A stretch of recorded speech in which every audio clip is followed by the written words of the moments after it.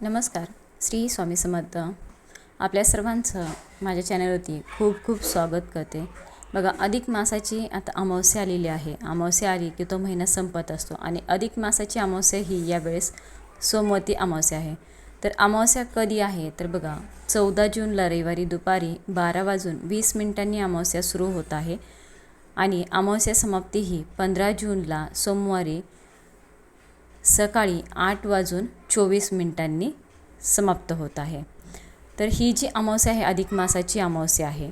तर ही खूप महत्त्वाची अमावस्या आहे. काही उपाय वगैरे आपण करणार आहोत तर ते आपल्याला सोमवारीच करायचे आहेत. 15 जूनला तर या अमावस्येला खरंच खूप महत्त्व आहे.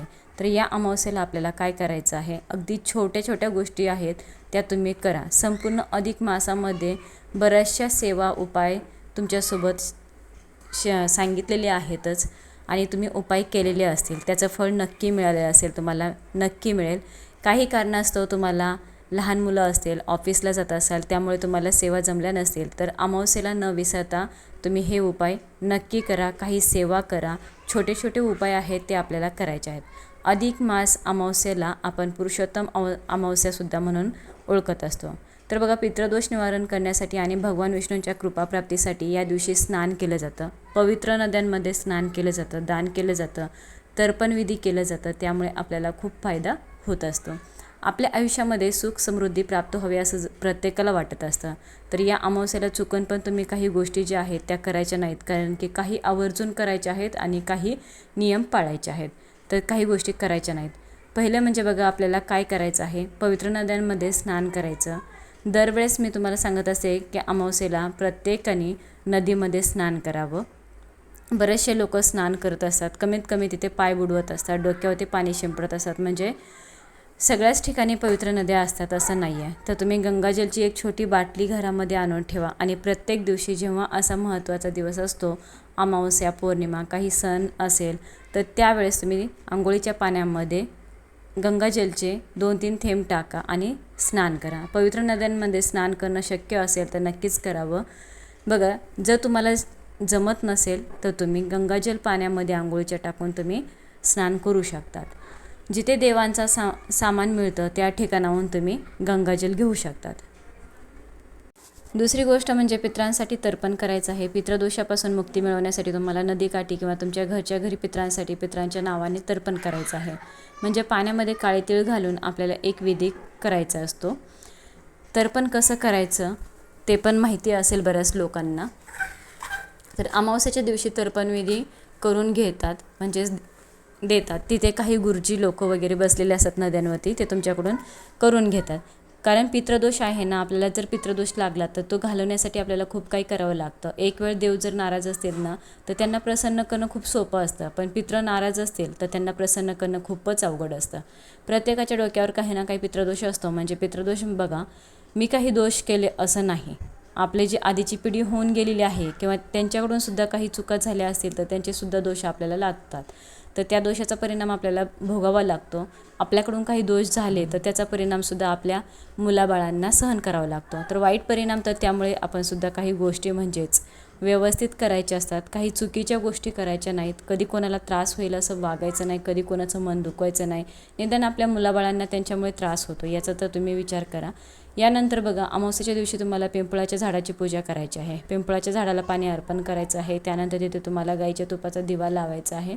यामुळे पितृतृप्त होतात. पिंपळाच्या झाडामध्ये पिंपळ भगवान विष्णूंचा यासोबतच पितरांचा सुद्धा वास असतो पिंपळाच्या झाडामध्ये.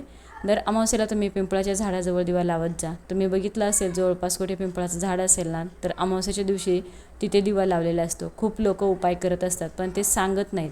बरेचसे लोक सांगत नाहीत. तर तुम्ही सुद्धा करत जा, दानधर्म करा. गरजू व्यक्तींना या दिवशी तुम्हाला अन्नधान्य, वस्त्र, त्यानंतर उन्हाळा चालू आहे, थंड पाणी तुम्ही दान करू शकतात. काही तुमच्या यथाशक्तीने काहीही तुम्ही दान करा. तुम्हाला असं दान करायचं आहे तुमच्या यथाशक्तीनं. तुम्ही 10 रुपयाची पाण्याची बाटली जरी कोणाला घेऊन दिली तर हे सुद्धा दान आहे. तर आपल्या मनावर आहे यथाशक्तीने आपण काय दान करू शकतो. यासोबतच या दिवशी तुम्हाला गहू सेवा करायची आहे, म्हणजे गोसेवा करायची आहे. म्हणजेच गाईला हिरवा चारा आणि गूळ द्यायचा आहे. त्याच्यासोबत चण्याची डाळ चारायची आहे. तुमच्या जवळपास जिथे कुठेही गाईचा गोठा असेल तर तुम्हाला तिथे गोसेवे करायची आहे, गायची पूजा वासराची पूजा करायची असते. अमावस्येला तुम्हाला गायला हिरवा चारा गूळ खाऊ घालायचा आहे. जिथे गायचा गोठा असतो ना तिथे पैसे देऊन आपण चारा विकत घेतो आणि तिथे सोय असते. आजकाल प्रत्येक ठिकाणी प्रत्येक सोय असतात. फक्त आपली मनापासून इच्छा असेल ना मग आपण त्या गोष्टी शोधून काढतो. तर असा हा अधिक मासामधला अमावस्येचा दिवस खरंच खूप महत्त्वाचा आहे. नक्कीच तुम्ही त्या दिवशी सांगितलेले उपाय नक्की करून बघा. तुम्हाला उपाय अगदी छोटे छोटे सांगितलेले आहेत, सोपे सांगितलेले आहेत. उपाय ना तुम्ही अगदी चालता चालता करू शकता. अमावस्या तिथे माता लक्ष्मीला आकर्षित करते, तर त्यामुळे हे उपाय केल्यामुळे तुमच्या घरामध्ये 100% धनधान्य भरपूर राहील, सुख समृद्धी येईल. आणि अधिक मास जो आहे तर तुम्हाला सांगितलेलंच आहे की ते 30 महिन्यानंतर हा येत असतो, 3 वर्षानंतर असतो. आता ही अधिक मासाची अमावस्या आपल्याला डायरेक्ट 3 वर्षानंतरच येणार आहे. हे जे उपाय आहेत ते आपल्याला 3 वर्षानंतरच करता येणार आहेत. त्यामुळे तुम्ही आलेली संधी जी आहे, जी काही सेवा सांगितलेल्या आहेत, उपाय सांगितले आहेत, ते नक्कीच तुम्हाला करायचे आहेत. याचा 100% तुम्हाला फायदा होणार आहे. काही आपल्याला गोष्टी करायच्याच आहेत, काही आपल्याला करायच्या नाहीत. त्याचप्रमाणे बघा, काही चुका टाळायच्या आहेत. चुका म्हणजे बघा, आपल्याला सगळ्यात पहिलं म्हणजे मांसाहार या दिवशी करायचा नाही. मांसाहार अजिबात करायचा नाही. या दिवशी मांसाहार केल्यामुळे आपल्याला पितृदोष अजून वाढतो. पितृदोष वाढला ना मग तुमच्या आयुष्यामध्ये काही चांगलं होत नाही. कष्ट कराल पण नशिबाची साथ मिळत नाही. पैसा कमवाल पण तो पैसा टिकत नाही. सारखं दुःख एकामागून एक येतच राहतात. ते पेलण्याची आपल्याला ताकदसुद्धा राहत नाही. त्यामुळे अशाच महत्त्वाच्या दिवशी आपल्याला मांसाहार करायचा नाही आहे. त्यानंतर कोणाला फसवू नका, कोणाशी खोटं बोलू नका, कोणाचा अपमान करू नका, वादविवाद करू नका. या गोष्टी आपल्याला महत्त्वाच्या ज्या आहेत ते आपल्याला कटाक्ष पाळायच्याच आहेत. या शुभ दिवशी जर या चुका आपल्याकडून झाल्या तर त्याचा 100% आपल्याला वाईट परिणाम हा भोगावाच लागतो.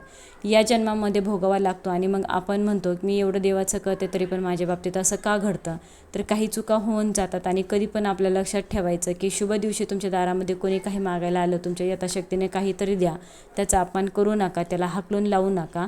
कारण की बघा, या गोष्टींना पाळल्या गेल्या पाहिजेत. आजकाल माहिती मागणारे सुद्धा काहीही चांगल्या शब्दामध्ये सांगते की माझ्याकडे हे आहे, मी हे देऊ शकते, तुम्ही चांगल्या मनाने याचा स्वीकार करा. कारण आजकाल सगळंच बदललेलं आहे. त्यामुळे मी म्हणत नाही की अगदी मागेल तेच तुम्हाला द्यावं लागेल, असं अजिबात नाही.